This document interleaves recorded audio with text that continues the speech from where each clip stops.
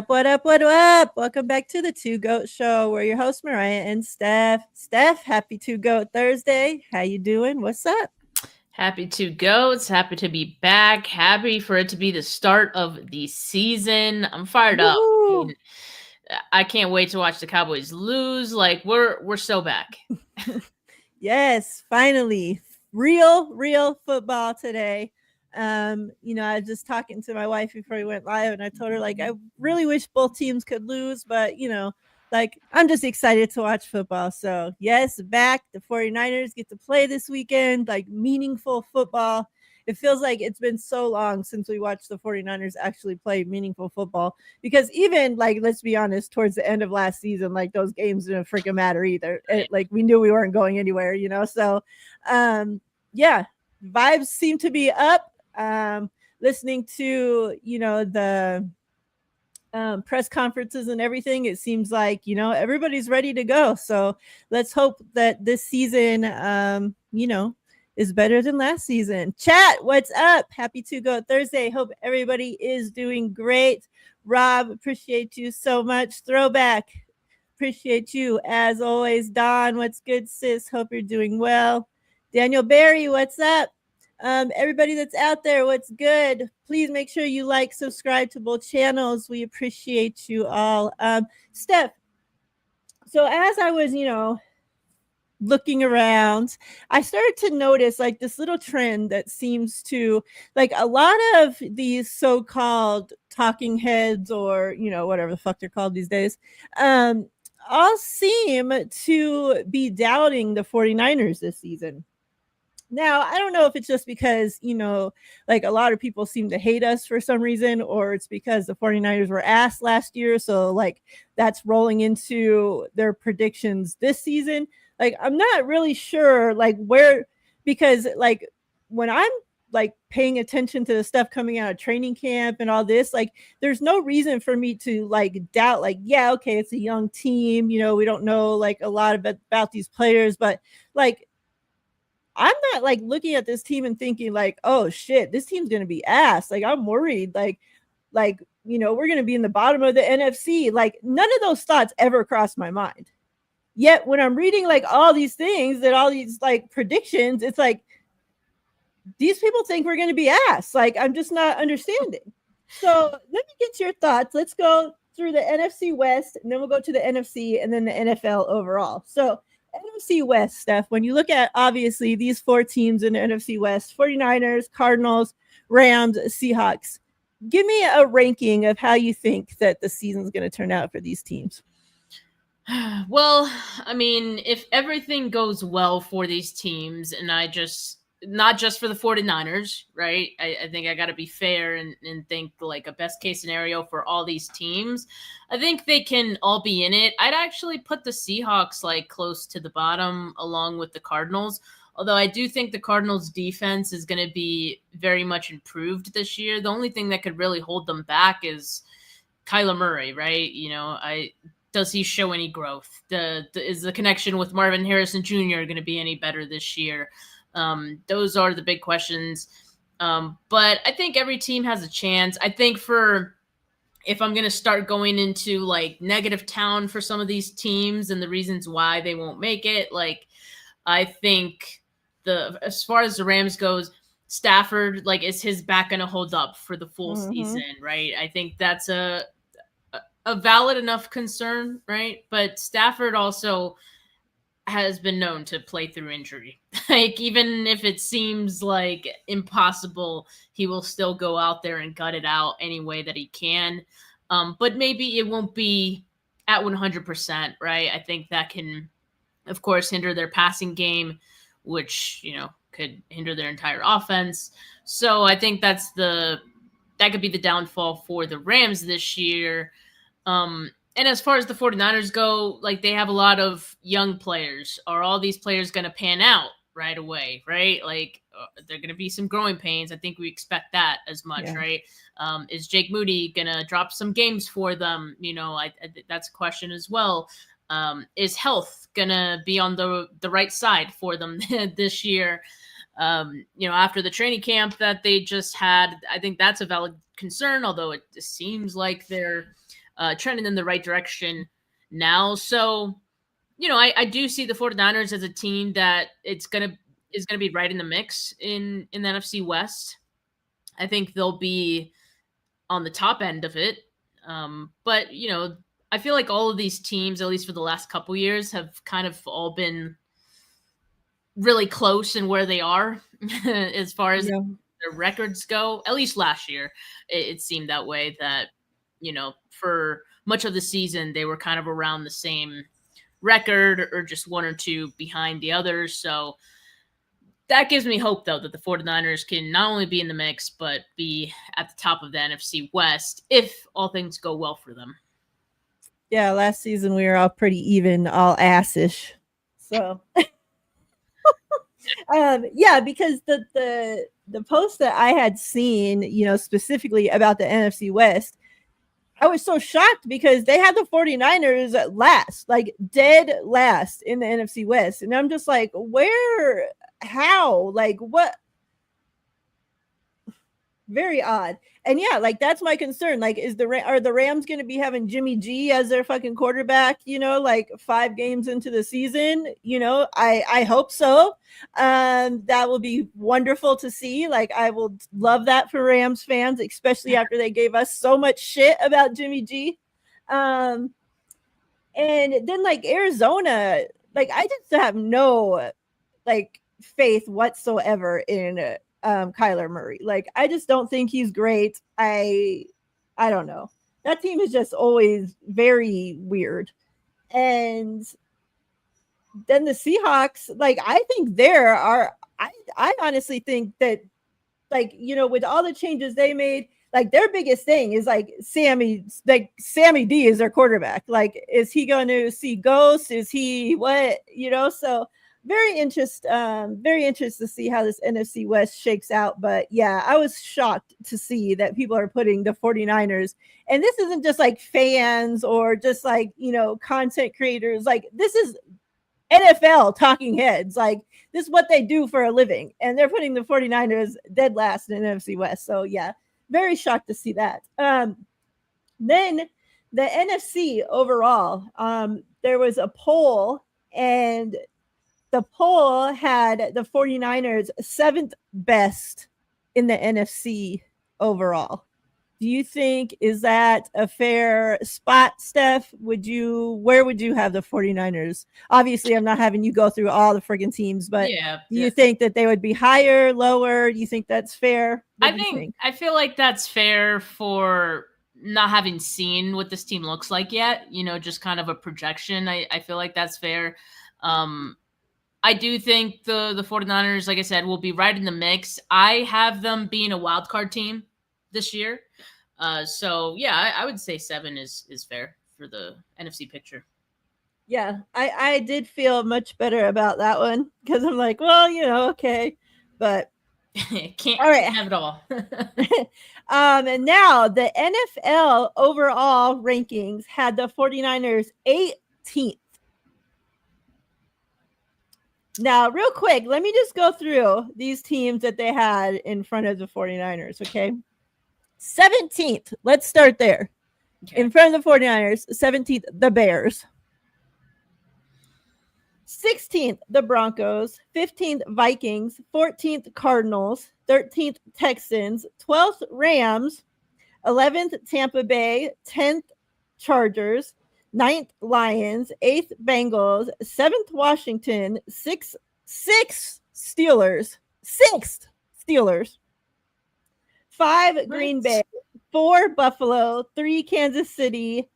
2, the Ravens. And 1, the Eagles. Who put out this ranking again? Ralph, somebody in the NFL. Ralph Vaciano. I don't fucking know. But NFL, okay. Fox NFL fucking shit. All right. Well, remind me to never look at any of his content again, because why are the Steelers 6? Like, that, aside from getting a washed up Aaron Rodgers added to this team and trading for DK Metcalf, pretty much swapping Metcalf for Pickens, like, yeah, what did they do to really improve their team exponentially enough to be at 6? Like, that's crazy. insane. I think that's the one that bothers me the most, and it bothers me so much that the entire list could just go in the trash. Because like, I don't want to listen to anyone about where the 49ers are in this list. If they're gonna have the Steelers that high, like I don't even want to have a conversation with this person. So you can't reason with anyone who has that kind of thought process.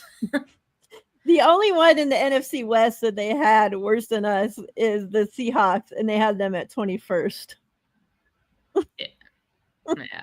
Yeah, that's very, very odd. But yeah, the bear like crazy. Yeah, the Bears. You said the Bears were like ranked right before the 49ers. Yeah. I think like everyone's drinking the Ben Johnson juice, and I think he's great, right? Like he did great things with the Lions, but he doesn't have that same personnel, and I think Caleb Williams is someone who's gonna have to unlearn, I think, some bad habits from his game that's gonna have that offense looking maybe a little clunky at first. And yeah, it's gonna take them some time. I wouldn't put the Bears ahead of the 49ers right now. Yeah, very strange. Of course, we'll see how this season turns out, but I found quite a few of those pretty laughable. Let's get into this. The 49ers named their captains, Steph.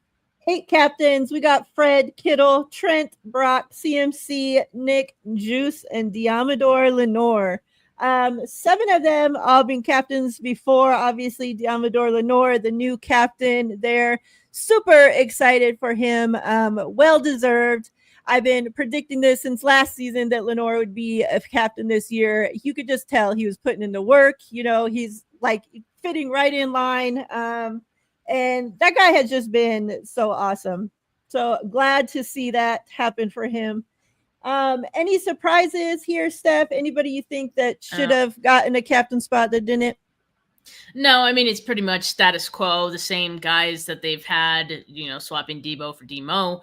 Yeah, I'm happy for Lenore, getting that shot at being a captain. Very much deserved for where he's at in his career now, having earned the extension, now being a leader to the DB group. I'd love to see that for him. I think he embodies the type of mindset that you want any of your DBs to have, which is just this delusional amount of confidence, and it worked for him because he could back it up, right? Like, you just love that. So yeah, happy to have him a captain. I don't think there's anyone else I could think of that should be on this list. I could see a name that I would take off the list, but that's another story for another day. I know who you're gonna say. Let's talk about some of these guys that we got back. Obviously, well, let's start with Jennings, since they did a little rework to his contract. I love that Kendrick Bourne was in the building, seeing about a return, and then all of a sudden Jennings is back at practice that day. He's feeling good. His injuries are no longer. And then, it comes out that the 49ers gave him a little $3 million of incentives added to his contract. Still gives him a chance to, hit the open market after the season, get a bigger contract, whether that's with the 49ers or not. John Lynch did speak and said, that they are still working towards getting him a longer, an extension. We'll see, how that goes. Thoughts on that $3 million incentives? Do you think I haven't seen no actual details. I'm not sure if they've come out or not. But like, do you think that he's going to get enough playing time to even be reaching incentives? Like, what do you think about this $3 million incentive stuff? Yeah, you're right. We don't have the details yet of what it really entails. Like, will it be snap count? Will it be games played? Or that he suits up for?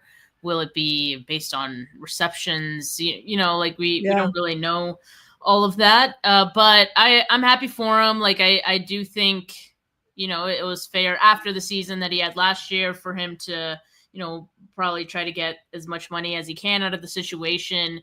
But at the same time, I want him to get paid. I just don't think the 49ers should dish out all this money to Mhm. Juwan Jennings. When I was hearing the 20 million number, I was like, hey, like if you could get that from another team, like, go for it. Just I'd rather it not be the 49ers. But the 3 million, I think we could all live with that. And if it makes him happy enough to be on the field for the 49ers this season, then it's a win-win for both sides. I think as far as what happens after this year and, if they're able to work out a long-term contract, I think it has to be within a certain like parameter for it to make sense for the 49ers, because I do feel like the 49ers have allocated resources to moving on from certain guys like Debo, like Juwan Jennings, having drafted several receivers in the last couple of drafts. I think the plan is to get cheaper at the position while, Ayuk is the one getting the bag. I don't think it makes sense for several of these guys to be getting paid Mhm. handsomely, right? So that's just not very sustainable. But yeah, I'm all for him getting the bag. Just don't think it'll be from the 49ers this year because, I think he's pretty set on probably testing the market and seeing what other teams are going to be willing to offer him, because I could imagine it'll be more than what the 49ers are willing. Yeah, I agree. I would probably, I would expect that if the 49ers and Jennings don't get a deal done before this season is up and he actually tests the open market, that, we can pretty much say goodbye to him because like I just don't see, maybe if they weren't paying Ayuk all that money, they would be, maybe more willing to give him a little bit more, but that 20 million number, I just don't see that happening. And especially when you're already paying a wide receiver all that money that Ayuk's making. So, but hey, I hope he has a great season, and if he plays himself into an even bigger contract with somebody else, I wish him all the best. Let's talk about some other guys that we got back. I'm looking at this, the official, report hasn't been put out, but I'm looking at the one from yesterday, and we had 3 players that didn't practice yesterday. That was Utergross Matos, Jordan Watkins, and Trent Williams, which he was just on one of his Trent Williams days. The other 2 actually did return to practice today, Steph. So this practice report is actually, during it's crazy. Partway through, like leading up to this point, like we're all pretty worried, just seemed like every single day, just injuries. Steph and I, like we talked about it, we couldn't even keep up because there's just every time I opened freaking social media, it was another injury they were telling us about, and even still, like you look at this practice report, it's like the 49ers list is like this big and the Seahawks is like this big, right? And yet, hey, shit, like we're looking pretty good. Steph, what you think about this? Did we have like some miracle? Did they call him the witch doctor or what? Well, I mean, I begged whoever had the 49ers voodoo doll to just please stop finally, and I think they did.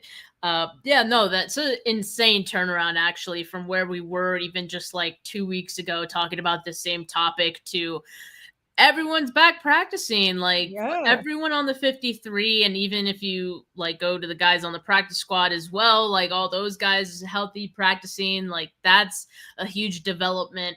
I'd say I'd still don't expect Jordan Watkins or Gross Matos to be active for week 1, but this team is trending in the right direction. Yeah. I want to see it continue, obviously, going into the season. I think these first 2 games that they're going to have on the road on turf is going to be a challenge. If they could get through those 2 games mostly unscathed, I mean, it's football. Guys are going to start, getting nicks and bruises here and there. But if they could get mostly unscathed, I'd feel really good about where things are headed. Yeah, I agree. Why is my shit so like I look like I'm in fucking static TV? Why is my shit so fuzzy? It's like the light. It's the light. You got like light peeking through the bottom. Oh, from the window. Okay. I just looked around like, dang, it's looking crazy up there.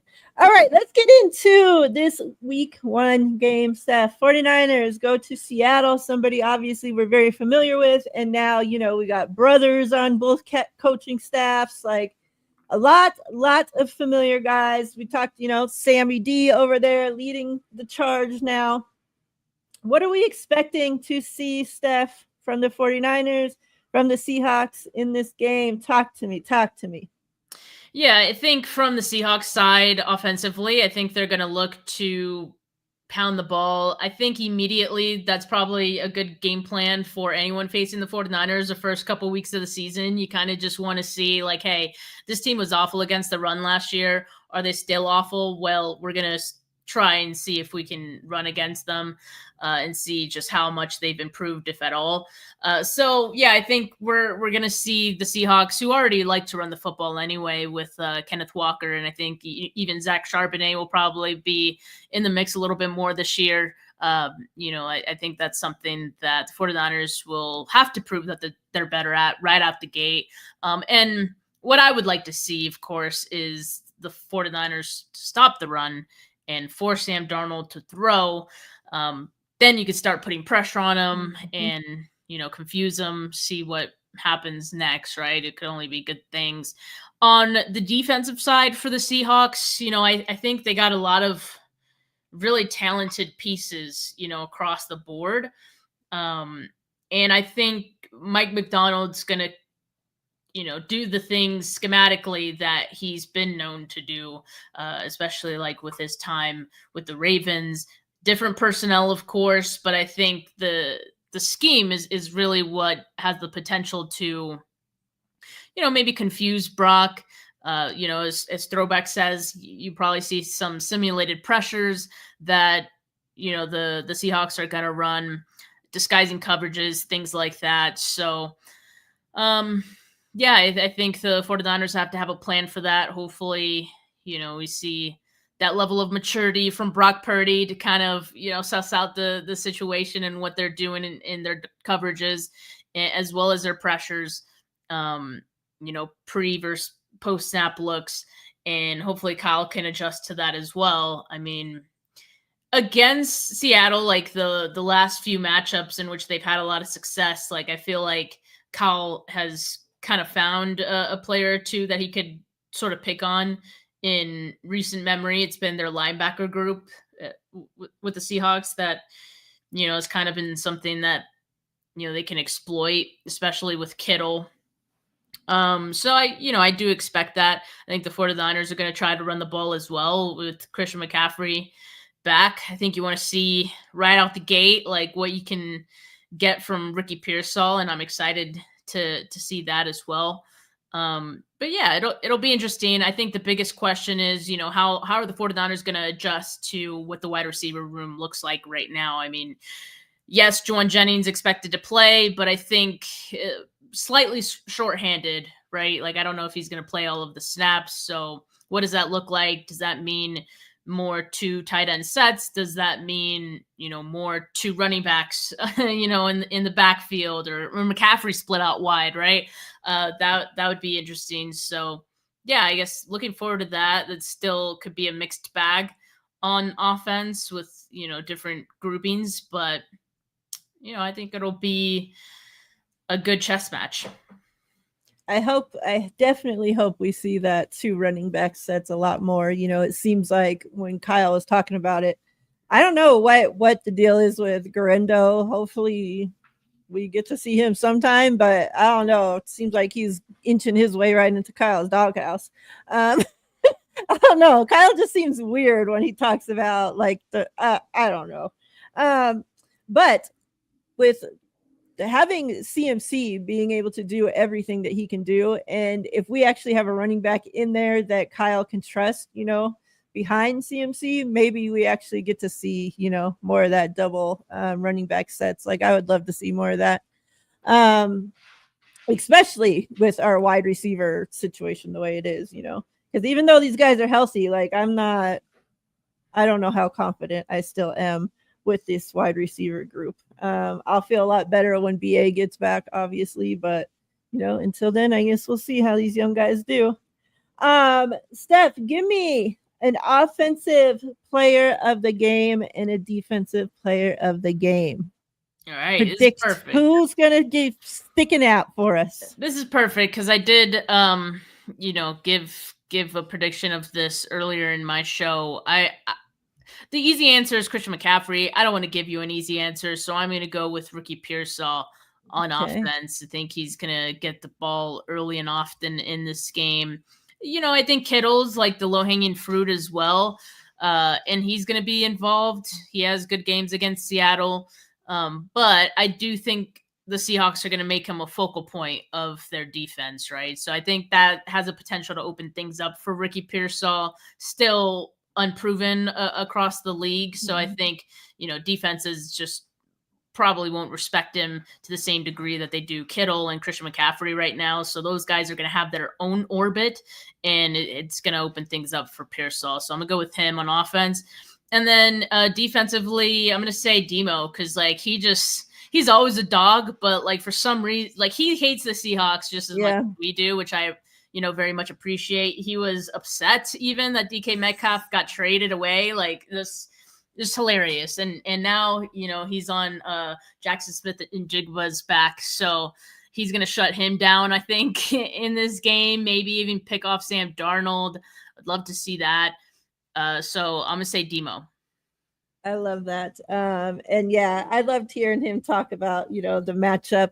And I loved watching the matchup, because especially with the way DK, like if you picture the way DK looks standing next to Diamador Lenore, it's like such a huge difference of the way they look, right? And Diamador Lenore just being there battling, like he's just the size of DK, like the size he could give a fuck less, like nothing like scares that guy. Like I love like just his confidence. And like you said, his the overconfidence, and like that's what you want from your starting corner. Like that's the exact attitude that you want to see from that position.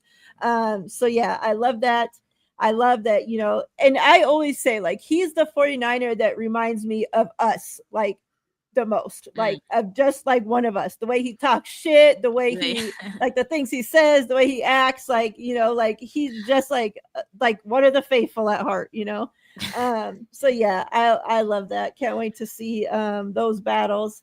And I love the Ricky P. I'm so like excited to see like what he can do. Like, they talked about him just being able to like just get this chunk of practices to string together, with the preseason games. And like he hasn't been able to like string together all these and be healthy, and they said like how much like he's just come along these last couple of weeks being able to, be healthy and put this time in and stuff. So I'm super excited to see what he's going to do out there. And obviously like we need him, right? Like the 49ers need him to like be a dude. So like, get in there and be the dude, Ricky.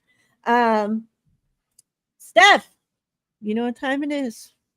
Score prediction time, Steph. Score freaking prediction time. Oh, we're going to write these down. We're going to track them throughout the season. What are we doing? Do you remember who won last year? Yes, you did, Steph. I already know. Thank you. And you're not going to win this season, so it doesn't matter. Okay. Last season was last season. The 49ers sucked last season too. It's okay. So I already have mine written down. I'm going 17-23 49ers. Oh my God. I gave a prediction on Tuesday, like on Bully Ball, on a whim. I hadn't even thought about it before, and like I already forgot what I said. Anyone who watched Bully Ball and can tell me what I predicted, please. No, it was some random number. It was like here. Chat, give me your prediction. Did you give your prediction? Yeah, I gave mine. What was it? 17-23. 17-23. The 49ers win, I'm assuming? Yep. Okay.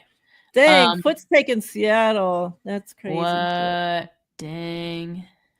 Okay, I'm trying to find my okay. Oh, I'm trying to find what I said. hold on.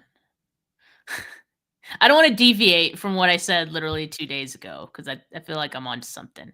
Okay, I said 24-19.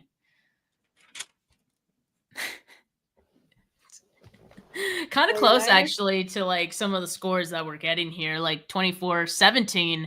A lot of you saying 24-17. That's interesting. Okay, so this is 24-19. Don says 25-17. 24-17, but in favor of Seattle. Yeah. What's up, McNiner? 19. Let's see. I think the Niners roster has been getting way overhyped by Niner content creators last few weeks. I mean, it's a lot of unknown, you know. So yeah, but like, I mean, take it with a grain of salt. We're all fans, right? Like a lot of us, like content creators, are fans. We are gonna be just a little biased and maybe overhyped. But what I did say about the 49ers is, especially on defense, I could see this defense being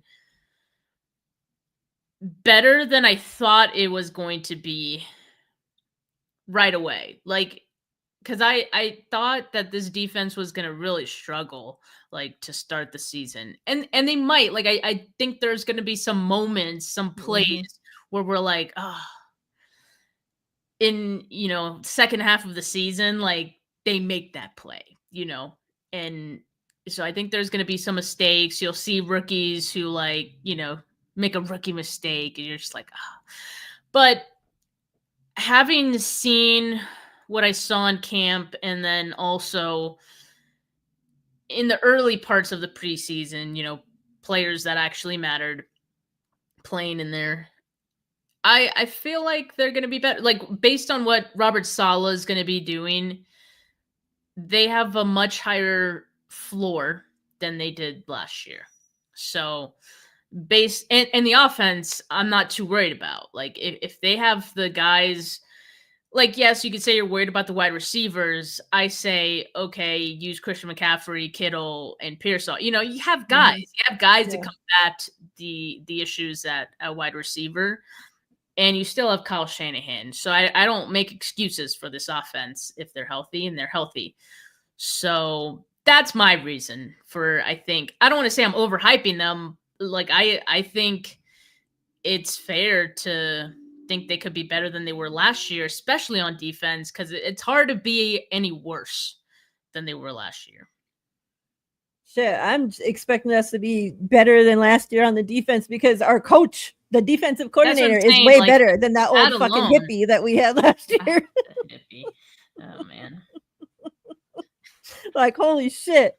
Me and Steph could have coached the defense better than that fucking guy did. Like, good Lord. Like, if Saleh can't get this fucking defense better than last year, like, holy shit.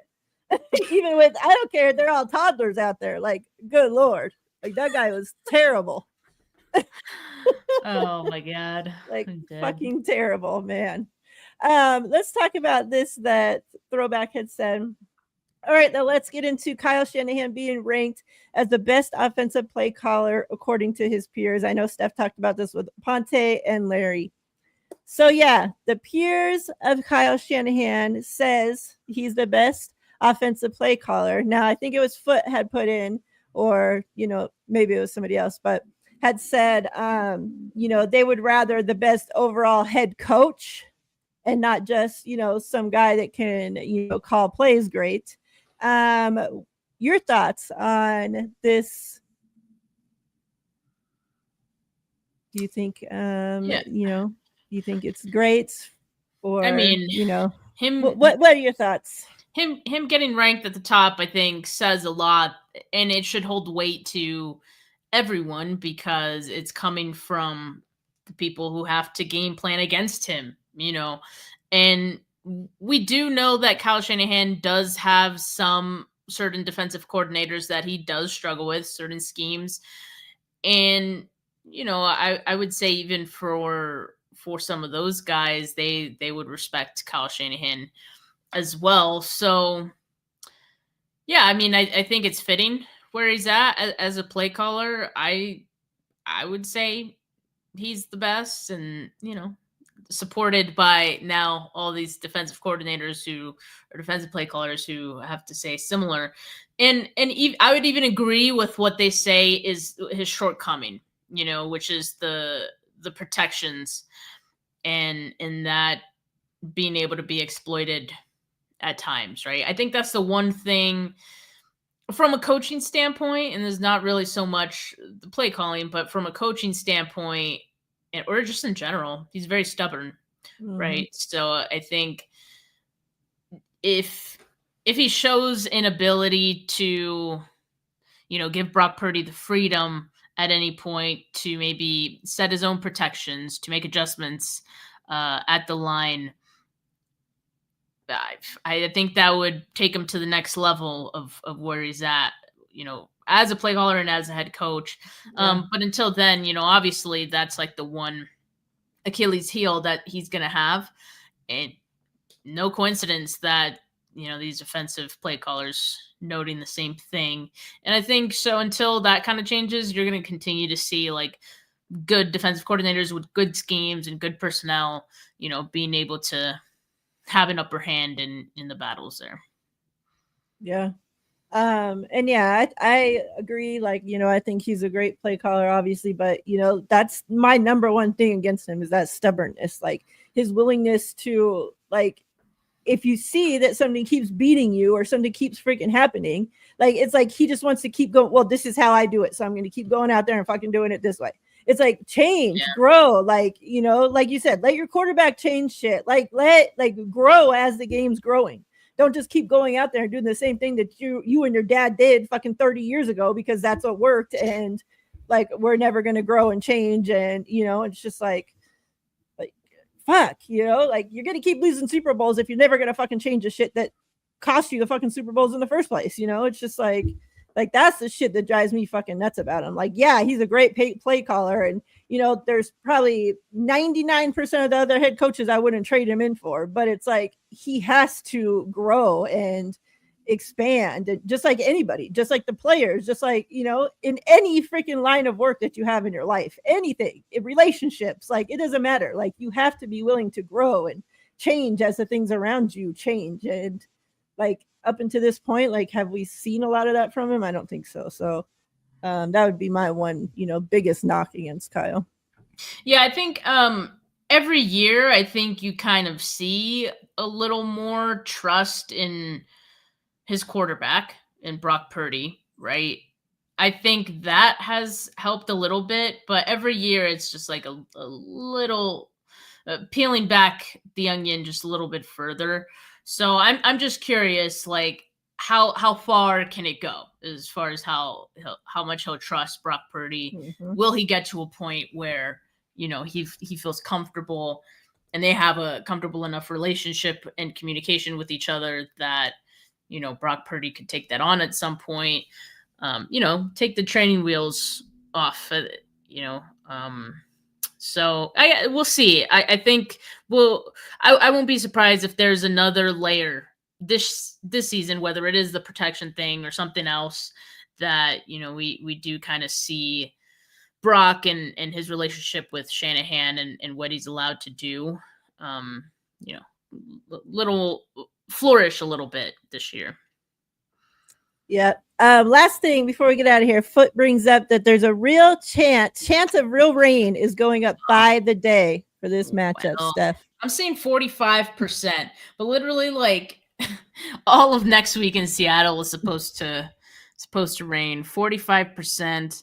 I don't love that, obviously. I think for this 49ers team that I don't know why, like, can it just not rain for one season opener? It's always like our week one game, like like why?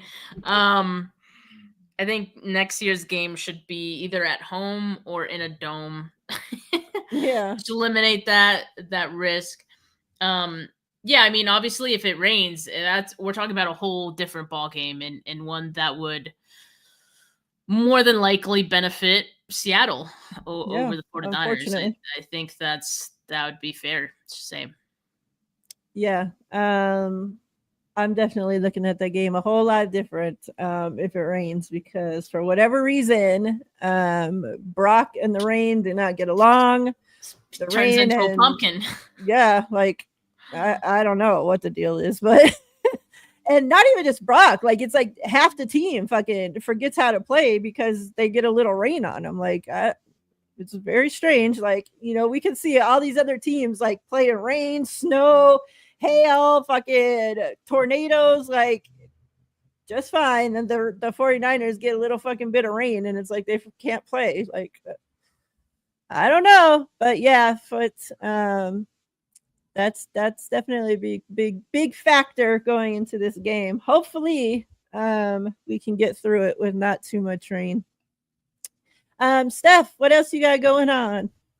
Well, earlier today, I had my first Thursday show of the season with Wayne Breezy. So that's going to be a show happening every Thursday, third and Thursdays, as we're going to call them. And we had a new segment in there called Third Down Conversions. So make sure you guys check out that show. It's on my channel from earlier today. Had a lot of fun with that one. And then tomorrow, going to be doing my preview show with KP. We like to go pretty in depth with those. So excited for that, because we'll also break down just some of the changes from Seattle's side, new players they've brought in, and what the 49ers are looking at to go up against. Yep. That's always a great show. Glad that one is coming back. So definitely make sure y'all check that out. Make sure you guys are tuned in with Steph, whatever she's bringing you throughout the week. And then, as always, her and I will be back every Thursday from here on out through the season. So make sure you tune in. We appreciate you all. Yeah. Steph, I appreciate you as always. Chat, you guys are amazing. Have a great night today watching football, and a great Sunday, fun day. Football's back, baby. Let's go get this dub. Let's go. Until next week, we out. Let's go. Peace.